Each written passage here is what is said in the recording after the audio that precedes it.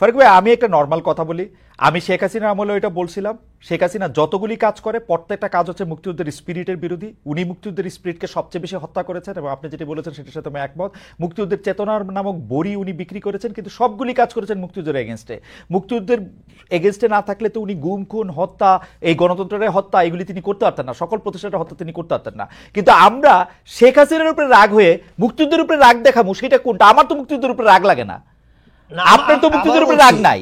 কিন্তু যারা মুক্তিযুদ্ধের উপরে রাগ দেখায় তারা আসলে কারা? শেখ হাসিনার উপরে রাগের নাম কইরা না। আমি আবার বলছি, শেখ মুজিবুর রহমানের উপরে রিয়াকশন দেখিয়েছে। আপনি যদি শেখ মুজিবুর রহমানের উপরে রিয়াকশন দেখান, মুক্তিযুদ্ধের এগেইনস্টে আপনার কি? আমি আবার বলছি, আপনি কি আমাকে এবং আমাদের সরকারকে যদি বলেন, বা বাংলাদেশ আপনাদের সরকারও তো দেখায় দেয় যে ইনু সাহেব দেখায় দেয় হাসিনা রেগিয়া জিগান, মুজিব রেগিয়া জিগান, আমরা তা করে জিগা মুখেন। আমারও তো হাসিনার উপরে অনেক রাগ। আমি তো জীবনে মুক্তিযুদ্ধের উপরে রাগ হইতে পারি না, শেখ মুজিবের উপরে ৭১ পর্যন্ত রাগ হইতে পারি না। তো না, আমি বলি, আমরা সরকারের তরফ থেকে যদি আপনি কোনো একটা কারণ দেখতেন যেটা মুক্তিযুদ্ধকে ডিসরিগার্ড, ডিজোন করার চেষ্টা করা হচ্ছে, তাহলে আপনি কথা বলতে পারতেন। হাসিনাকে জিজ্ঞেস করুন দিয়ে কি বোঝানো হচ্ছে? বোঝানো হচ্ছে, আপনি দেখেন ভাই, আপনি এটা কেন বুঝতেছেন না? আপনি যে হাসিনা যদি 2013-তে ইলেকশনে হেরে চলে যেতেন, কেউ কে গিয়ে শেখ মুজিবুর রহমানের মুরাল ভাঙতো আগে। না, কিন্তু ফারুক ভাই আমার একটা কথা শুনেন। আমার কাছে, আমি নর্মাল বুঝি, মুক্তিযুদ্ধ শেখ হাসিনার বা উনার বাবার সম্পত্তিও না, যদিও উনার বাবার নেতৃত্বে অনেকাংশেই মুক্তিযুদ্ধ হয়েছিল, পুরো অংশেই মুক্তিযুদ্ধ হয়েছিল, কিন্তু এটা কারো সম্পত্তি না রে ভাই। মুক্তিযুদ্ধ আমাদের সবার। আমরা তো বলছি, আমি হাসিনার উপরে রাগ হইছি, আমি মুক্তিযুদ্ধের লোক আমার কি? আবার এখানে আমি পরিষ্কার করতে চাচ্ছি, যারা আক্রমণ করেছেন তারা তো আমরা না, আমিও না, আমরা তো জানি না কারা ওখানে আক্রমণ করেছেন, রাইট? কিন্তু আমি যেটা বোঝাতে চাচ্ছি, মানুষের ক্ষোভের প্রসঙ্গটা, ক্ষোভটা হাসিনা হয়ে শেখ মুজিব পর্যন্ত গিয়েছে। কারণ হাসিনা তো শেখ মুজিবকে ফ্যাসিবাদের ঢাল হিসেবে ব্যবহার করেছে, নাম্বার ওয়ান। নাম্বার টু, আমি আপনাকে কাউন্টার প্রশ্ন করছি, আপনি এটা এইভাবে ভাবেন, শেখ হাসিনা 2013-তে একটা নিরপেক্ষ নির্বাচনে পরাজিত হয়ে ক্ষমতা ত্যাগ করলে কোথাও কি শেখ মুজিবের মুরালের না ভাঙা হইতো না? কিন্তু আমি মনে করি শেখ হাসিনার অন্যায় করে দাবির মুখে পালায় যায়ও, এরপরও এটা ভাঙা উচিত হয় নাই।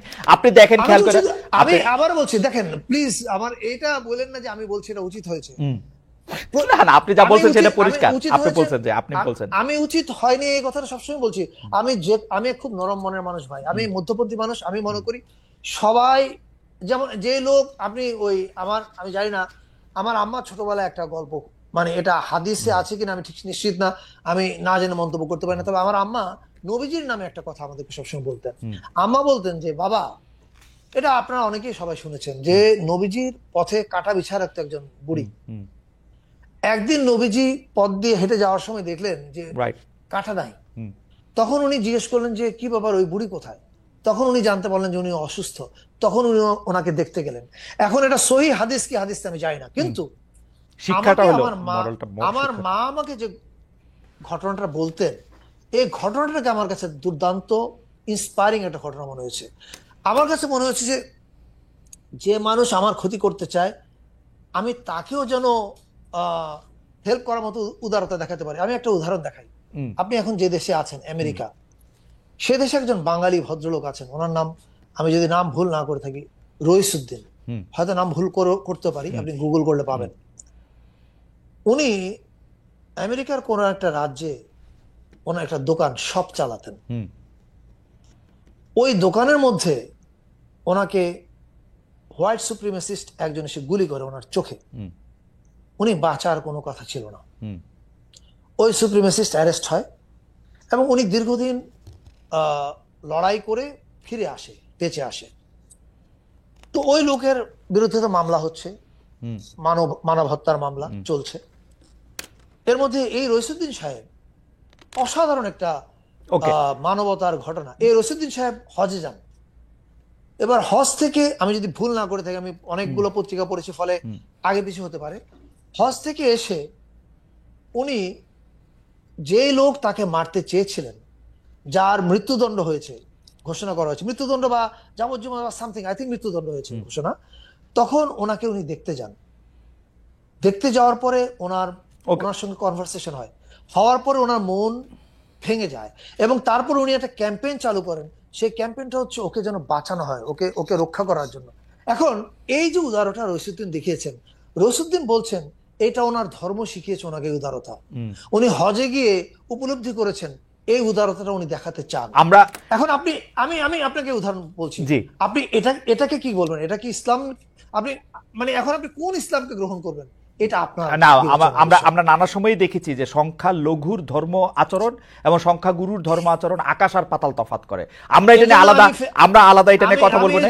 আমি ফেসবুকে অনেক আগে আমি একটা স্ট্যাটাস লিখেছিলাম যে পৃথিবীতে সবচেয়ে সকল সংকটের মূলে সব দেশে দেখবেন সংখ্যা গুরুদের কিছু ভূমিকা। না, এটা আপনি বলছেন, এটা আমিও খেয়াল করছি। আমি হ্যাঁ। আমি শুধু আপনাকে একটা জিনিস খেয়াল করে দিই। ধরেন আমরা যে ভারতের সাথে খুবই নতজানু কূটনীতি করতাম, ভারতের কাছে আপনি যেটাকে বলছেন অনেক কিছু ওপেন করে দেওয়া হয়েছিল, রাষ্ট্রের নাম না বলেও যেটা বলেছেন আমি এটা বলছি, সেই ব্যাপারেও আমার কোনো রকম কোনো সন্দেহ নাই। এখন আমার রাগ ভারতের উপর, সেই জন্য আমি আবার জনাব তারেক রহমানকে কোট করি। জনাব তারেক রহমান বলছেন যে এই মানে বিএনপির যে ভাইস চেয়ারম্যান, যে 15 বছর ধরে দেখতাম খালি ইন্ডিয়ান শিল্পী এখান দিয়ে আসে সেখান দিয়ে আসে, এরা আসছে 4 মাস না 5 মাস হয়েছে খালি পাকিস্তানি শিল্পী আসে। কারণ কি? 4 গুণ 5 গুণ 6 গুণ টাকা দিয়া পাকিস্তানি শিল্পী নেওয়ার মানে কি? আমার ইন্ডিয়ার উপরে রাগ, তো সেই জন্য কি আমি এইটা আমি পাকিস্তানি শিল্পী দিয়ে দেখাবো? এটা কি মানে কি আদারাইজেশন হইতেছে ভাই? এটা আমার একটু বলেন। আপনি কি আমাকে প্রশ্ন করলে আপনাকে প্রশ্ন করতেছি। জি, আমি বাংলাদেশের শিল্পী দিয়ে দেখাতে চাই। আমি আমার আমার আমি আপনি জানেন যে আমি হচ্ছে একজন বাংলাদেশপন্থী মানুষ। তার মানে এই না যে কোনো দেশের প্রতি আমার বিদ্বেষ আছে। যেমন আমি একটু আগে যে ক্রিটিসিজমটা করলাম, আমি কিন্তু আবার গাল খেয়েছিলাম সোশ্যাল মিডিয়াতে যখন বলেছিলাম যে পূজায় ইলিশ পাঠানো উচিত। এখন দেখেন, আমি এর আগে লিখেছিলাম অনেক আগে, আমি 2বার বলে দিচ্ছি খেয়াল করি। একবার লিখেছিলাম পাকিস্তানে যখন ভূমিকম্প হয় তখন আমি খুব শোক প্রকাশ করে আমার পাকিস্তানি বন্ধুদের উদ্দেশ্যে ফেসবুকে লিখেছিলাম, এবং ওটা লেখার পরে আমার স্ট্যাটাস শেয়ার করেছে অনেকে, শেয়ার করে বলেছে আগেই বলছিলাম এটা পাকিস্তানের রাজাকার। বুঝেন? তখন আমি উত্তরে বলেছিলাম the problem is Mohammad Zafar ইকবালরা আমাদেরকে শিখিয়েছেন, আমি নাম ধরে বললাম, ভেরি সরি, এতক্ষণ আমি অনেক নাম উল্লেখ করছিলাম না, বাট এটা এখন আর আমি ধরে বললাম যে উনি লিখেছিলেন যে বিমান পাকিস্তানের উপর দিয়ে যায় আমি সেই বিমানে যাই না, বিমানে উনি চড়ে না। মাই গড, কি পরিমাণ মানে হেট্রেড, হেট স্পিচ। এটা হেট স্পিচ, এটা পৃথিবীর যে কোনো সভ্য দেশ হইলে তার বিরুদ্ধে আসলে। আচ্ছা, এখন আসেন, আমি তখন ওই লেখা লিখেছিলাম পাকিস্তান আমাদের বিরুদ্ধে যুদ্ধাপরাধ করেছে, তার মানে যদি পাকিস্তানের সব মানুষকে আমি ইয়াহিয়া খান মনে করি, দ্যাটস ভেরি রং। আমার অনেক বন্ধুকে আমি চিনি যারা একজন ইয়াহিয়া খান না। ভারতের অনেক নীতির সমালোচনা যখন আমি করেছি তখন আমি একটা স্ট্যাটাস লিখেছিলাম, ওইটা নিয়েও আমি সমালোচিত হয়েছি, কারণ ভাই আমি সাদা কালোতে দেখতে পছন্দ করি না। আমি তখন লিখেছিলাম যে ভারতের 100 কোটি মানুষই নরেন্দ্র মোদী না। আমার বহু বন্ধু আছে যারা মোদীর নীতির সমালোচনা করতে করতে কি বলে দিন রাত পার করছে, এবং মোদির victim. There are people in India who are worst victim of Modi. ফলে আমার বক্তব্যটা হবে আমরা যেন কোনো কিছু পেইন্ট ব্রাশ না করি, একটা পেইন্ট ব্রাশ দিয়ে না করি।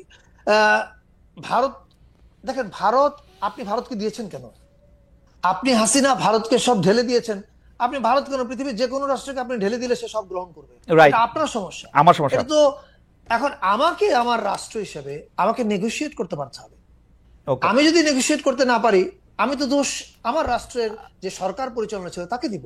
ফারুক ভাই, আমাদের একটা খুব গুরুত্বপূর্ণ প্রসঙ্গে শেষ প্রসঙ্গ হিসেবে আমরা রাখছিলাম, কিন্তু we have to extend the program for 10 minutes. Ashis, can we do that? Oh my god, yeah Faruk ভাই, জিনিসটা হইলো যে নববর্ষ নিয়ে কথা কইতে হবে আর কি, এটাই আমাদের শেষ প্রসঙ্গ, যেহেতু সামনে নববর্ষ আসতেছেও। আপনি নববর্ষ উদযাপনটাকে অন্তর্ভুক্তিমূলক করতে চাচ্ছেন, কথা বারবার বলছেন এবং করছেনও, এটা দিয়ে আপনার নানা ধরনের প্রশংসায় যেমন আপনার কাছে আছে, আবার কেউ কেউ এই এন্টিথিসিসটাও দিচ্ছে যে উদযাপনে আদিবাসীদেরকে যুক্ত করলে তাদের নিজস্ব যে বর্ষ বরণ আছে সেটা হারিয়ে যেতে পারে, মিশে যেতে পারে, তাদের স্বাতন্ত্র্য বর্ষ চর্চা ঝুঁকিতে পড়তে পারে। এইটার জবাব আপনি আসলে কিভাবে দিচ্ছেন? এটা মোটেও ঠিক না। প্রথম কথা হচ্ছে আমাদের উৎসব 2 দিন ব্যাপী হচ্ছে, চৈত্র সংক্রান্তি এবং ঢাকায় বর্ষবরণের র্যালি, যেটা পহেলা বৈশাখ বেরোচ্ছে। এখন চৈত্র সংক্রান্তি আসলে ট্র্যাডিশনালি বাঙালি এবং আমাদের দেশের যত অন্যান্য জাতিগোষ্ঠী আছে তারা পালন করে, চাকমা, মারমা, গারো, বিভিন্ন নামে, কেউ সাংরাই, কেউ বিজু, কেউ ওয়াঙ্গালা, বিভিন্ন নামে করে। কেউ ফাগুয়া, এই উৎসবগুলো সব সব জায়গায় হচ্ছে। চৈত্র সংক্রান্তি 13 এপ্রিল, এবং এর মধ্যে কোথাও কোথাও আমি নিজেও যাচ্ছি, ফিজিক্যালি চেষ্টা করছি যেতে। আমার মন্ত্রণালয় কোথাও কোথাও কন্ট্রিবিউট করছে, পার্টিসিপেট করছে। ফলে এই উৎসবগুলো জাঁকজমকপূর্ণভাবে সারা দেশেই হচ্ছে। এগুলো কোনোটাই বন্ধ হয়নি, বরং আরো বাড়ছে। এবং বাড়ার জন্য মন্ত্রণালয় এর আগে যত টাকা খরচ করত তার দ্বিগুণ বরাদ্দ করেছে। ফলে তাদের স্বাতন্ত্র্য আমরা শ্রদ্ধার সঙ্গে রক্ষা করছি, নাম্বার 1। নাম্বার 2, ঢাকায় কেন্দ্রীয়ভাবে যেটা হচ্ছে শোভাযাত্রা বর্ষবরণের, এইটা আসলে মধ্যবিত্তদের চালু করা উৎসব। এটার ইতিহাসটা আমাদের 2 লাইনে বলতে হবে। এটা চালু হয়েছে যশোরের চারুপীঠে, শিল্পী শামীম ভাইয়ের উদ্যোগে। তখন এটার নাম ছিল বর্ষবরণ শোভাযাত্রা। এবার শামীম ভাই যখন ঢাকা পড়তে আসলেন, তখন উনি ওনার চারুকলার বন্ধু বান্ধব সবাইকে মিলে উৎসব করলেন। তখন এটার নামটা হয়ে গেল আনন্দ শোভাযাত্রা। এই নামে কিছুদিন চলার পরে, আমার সালটা মনে নাই, 95 বা 96 এরকম একটা সময়, ওয়াহিদুল হকের পরামর্শে এটার নাম করা হলো আবার মঙ্গল শোভাযাত্রা। এই মঙ্গল শোভাযাত্রা জিনিসটা আসলে মূলত, উপরে বলা হয়েছে বাঙালি সংস্কৃতির একটা উৎসব, আসলে এটা আওয়ামী লীগের পলিটিক্যাল অপোনেন্টকে উইপনাইজ করার কাজে ব্যবহার করা হয়েছে। মতিউর রহমান নিজামীর ব্যঙ্গচিত্র করা হয়েছে, খালেদা জিয়ার ব্যঙ্গমূর্তি করা হয়েছে, মানে যা যা আওয়ামী লীগের শত্রু তাদের সবাইকে এখানে ব্যবহার করা হয়েছে। কিন্তু আপনি জয়নাল হাজারীকে কখনো দেখেন নাই ওখানে, রাইট? দেখবেনও না। এই কাজগুলো করার মাধ্যমে এইটা একটা বিশেষ গোষ্ঠীর হাতে কুক্ষিগত করা হয়েছিল। আমরা এবার যেটা করছি, বর্ষবরণের শোভাযাত্রাটা সারা বাংলাদেশের মানুষের শোভাযাত্রা পরিণত করছি। সেখানে চাকমা,